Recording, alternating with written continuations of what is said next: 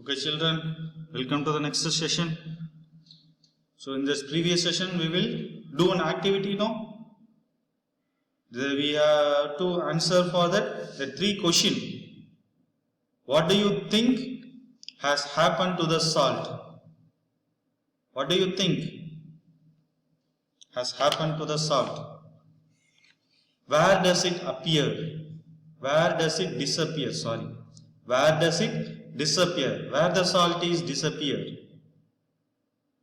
Does the level of water change?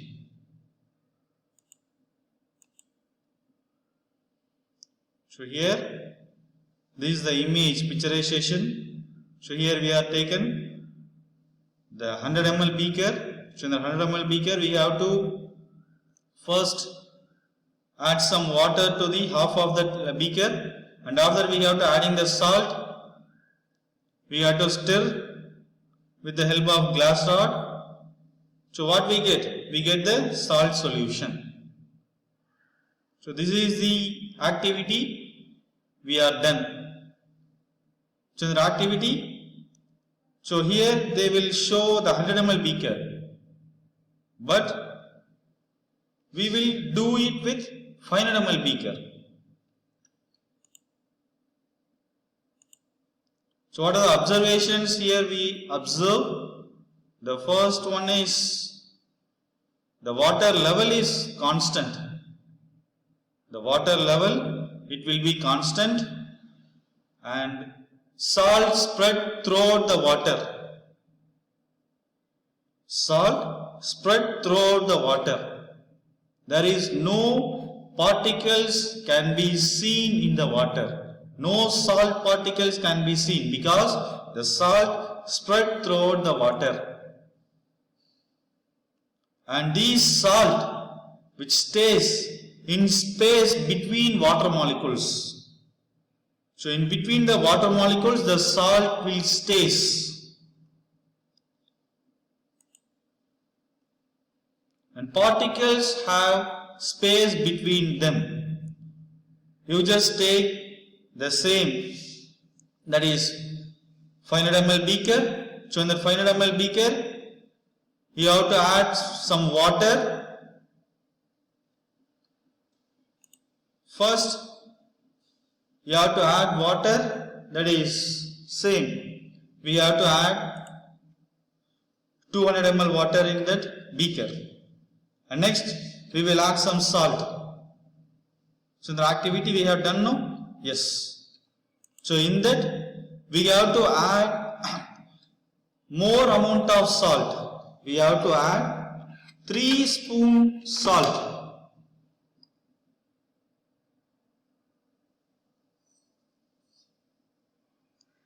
So we have to add 3 spoons salt.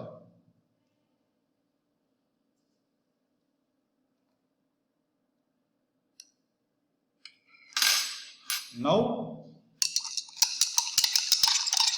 we have to dissolve with the help of glass rod.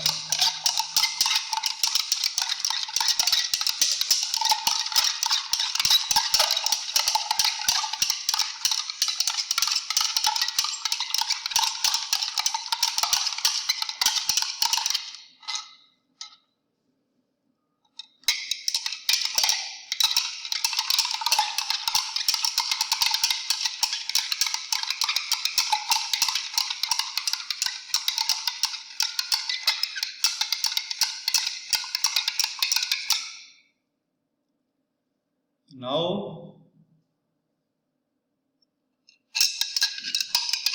what we can see, what we can observe here,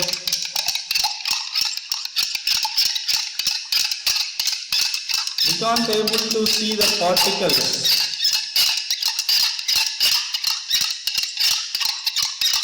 So every particles are dissolved with water. So no particles will be remaining here. With the help of stirring, no particles is remaining here.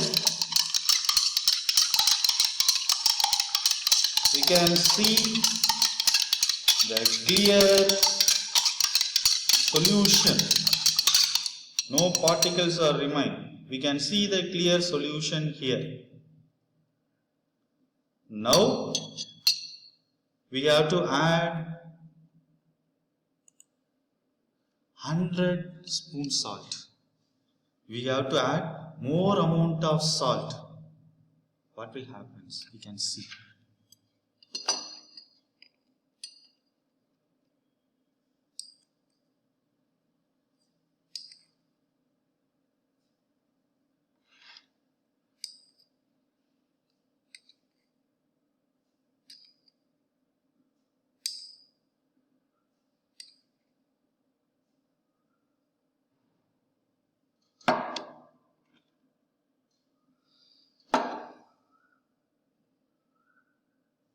Just we are adding more salt. What will happen?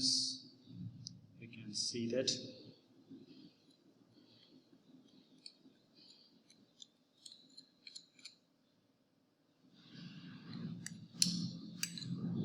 Okay, children.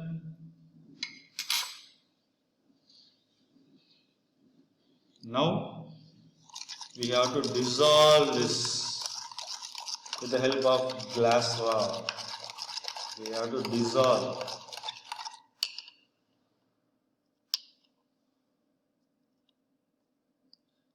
You can, if you touch the beaker, the heat is generated here.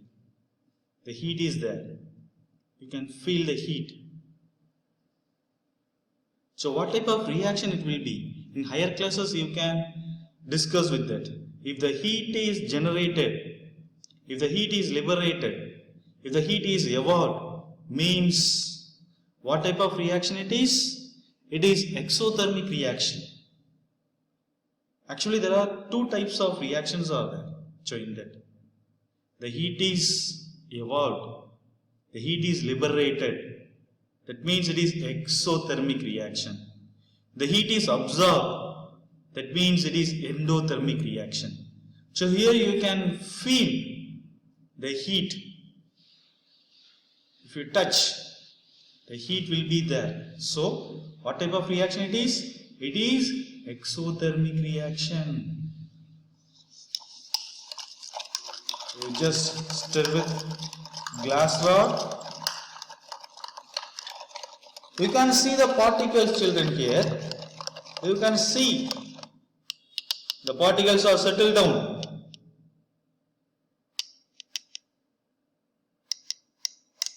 So what does it says? You can't able to dissolve the more amount of salt. What is the reason, children? Here what will we observe? How much ml of water here we have taken? 200 ml. So what is the activity 1.1? So in the 200 ml of water, we have to add some amount of salt. Some amount of salt. So in that, does the water level change? No. What is the reason? It will occupy the space. The particles will occupy the space in between the water molecules, so that the water level doesn't change. That activity 1.1. Here, there we added only some amount of salt only. But now, how much amount of salt we added here? Here we added more amount of salt. So more amount of salt means the water level. How many ml water here we have taken? 200 ml. So now you can see the water level. Here is 200 is here. 200 is here. Where the water level will be? The water level will be in the top. So the water level is increases or constant? Yes, the water level is increases. What is the reason? Because the salt which occupies only limited spaces, when we add small amount of salt, in that water means it will occupies in between the water molecules. The water level doesn't change. If we add more amount of salt in that water, means it doesn't occupies the limited spaces. The particles doesn't occupies in between the water molecules, so that only the water level will be increases. That is the reason. Now there are two questions you have to answer for that. The first question is, explain about the classifications of matter. Write it in the note, children. Explain about the classification of matter. And second question is, explain about plasma and Bose-Einstein condensate. Written no? Fine. So what is the answer for the first question, children? What is the question asked?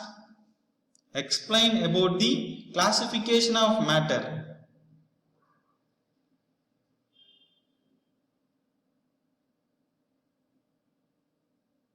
Actually here one more T will be typed. So here you just make it M-A-T-T-E-R, not M-A-T-E-R. Okay? So explain about the classification of matter. What is the answer? Yes, the matter can be classified into three main types. So what are that? Solid, liquid and gases. You have to explain it. So solid means it's rigid. Liquid and gases, no rigid. And solid, it has a definite shape and definite volume. And liquid, no definite shape, but it is having the definite volume. Gases, it will not having the definite shape and definite volume. And second question, what is the second question, children? Explain about plasma and Bose-Einstein condensate. First, what is about plasma? The plasma is having very high charged particles. It's having very high charged particles and it's having very high energy is there. Very high energy. Bose-Einstein condensate. What is the temperature? Very, very, very low temperature. It will be 0 Kelvin. When we convert them into Celsius means it will be minus 273 degrees Celsius. The energy is almost here 0. No energy is there. So, the properties of plasma and Bose-Einstein condensate are similar or opposite? Yes, it is opposite to each other.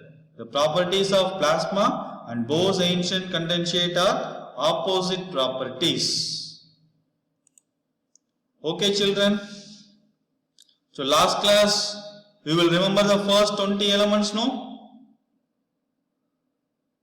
Hydrogen, helium, lithium, beryllium, boron, carbon, nitrogen, oxygen, fluorine, neon, sodium, magnesium, aluminium, silicon, phosphorus, sulfur, chlorine, argon, potassium, calcium.